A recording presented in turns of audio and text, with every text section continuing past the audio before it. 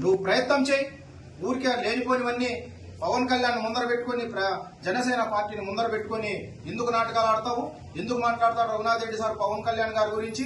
పవన్ కళ్యాణ్ గారి గురించి మాట్లాడేటటువంటి పరిస్థితి రఘునాథ్ రెడ్డి సార్ ఎప్పుడూ చేయడు. జనసేన పార్టీ గురించి ఎప్పుడూ చేయడు. నీ కొడుకు ఇంకోటి, ఆయన ఎమ్మెల్యేగా పోటీ చేస్తున్నప్పుడు ఎంతో మందిని చెక్కులు ఇచ్చినాడు. నేను ఇట్లా ₹1,00,000 తీసుకో, నువ్వు 2 లక్షలు తీసుకో, నువ్వు 50,000 తీసుకో అని చెప్పి చాలా మందికి చెక్కులు ఇచ్చినాడు.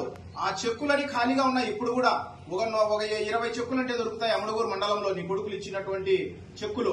కాబట్టి దయచేసి ఇప్పటికైనా పెద్ద ఆయన నీ మీద గౌరవంతో ఒక తండ్రిగా నీ బాధను అర్థం చేసుకుని నువ్వు నీ కొడుకును జరుగుతున్నటువంటి అన్యాయం గురించి మాట్లాడుతున్నావు తప్ప నీ కొడుకు చేసినటువంటి తప్పుడు కార్యక్రమాలు ఏవైతే ఉన్నాయో, తప్పుడు పనులు ఏవైతే ఉన్నాయో ఫస్ట్ వాటిని చేయనీయకుండా నువ్వు అడ్డుకో, వాడిని దండించు. రమేష్ బాబు అనేటువంటి వ్యక్తి ఎందుకు రఘునాథ్ రెడ్డి సార్ గురించి సోషల్ మీడియాలో ఈ రోజు నువ్వు నీకు తెలివి ఉంటే ఎవరినైనా చదువు వచ్చే వాళ్ళు ఉంటే నీ పక్కన కూర్చోబెట్టుకుని, లేదంటే నేనే వస్తా మీ ఊరికి, నీ ఊరు పక్కనే నా ఊరు కూడా, నేనే వస్తా రఘునాథ్ రెడ్డి సార్ గురించి రోజు ఏం మాట్లాడుతున్నాడు అంత స్థాయి రమేష్ బాబుకు మాట్లాడేదానికి. పసుపులేటి రమేష్ బాబుకు మేము ఒక్కటే చెప్తున్నాం, దయచేసి పల్లె రఘునాథ్ రెడ్డి సార్ గారి గురించి ఏ ఒక్క చిన్న మాట మాట్లాడినా కార్యకర్తలు ఎవరు ఊరుకునే ప్రసక్తి లేదు. అవినీతి గురించి మాట్లాడుతున్నావు. నీకంటే బ్రోకరు, నీకంటే లోఫరు, నీకంటే అవినీతి పరుడు, నీకంటే అన్యాయంగా అక్రమంగా ఈ 4-5 రాష్ట్రాల్లో మహిళలను ఇబ్బంది పెట్టడం గానీ, లేదంటే చాలా మంది పెద్ద మనుషులను బ్లాక్ మెయిల్ చేసి డబ్బులు వసూలు చేసేదానికి డబ్బులు కకృతిపడి హీనంగా దిగజారినటువంటి కార్యక్రమాలు చాలా ఉన్నాయి. ఫస్ట్ నువ్వు మారు.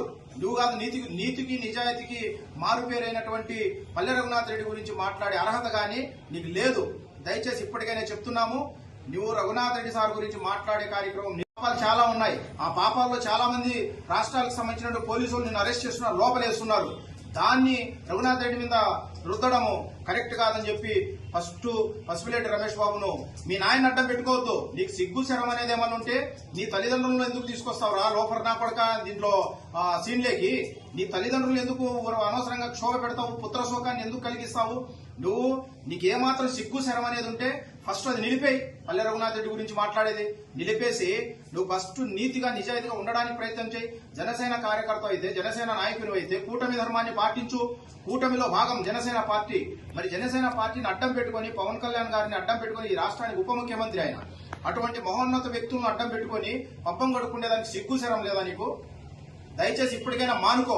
నీ చిల్లర పనులు మానుకో, చిల్లర చేష్టలు మానుకో, నీ దిగజారుడు రాజకీయ మాటలు మాట్లాడుకో. తెలివితేటలు నీకు ఒక్కడికే కాదమ్మా బిడ్డ, ఉండేది అందరికీ ఉంది.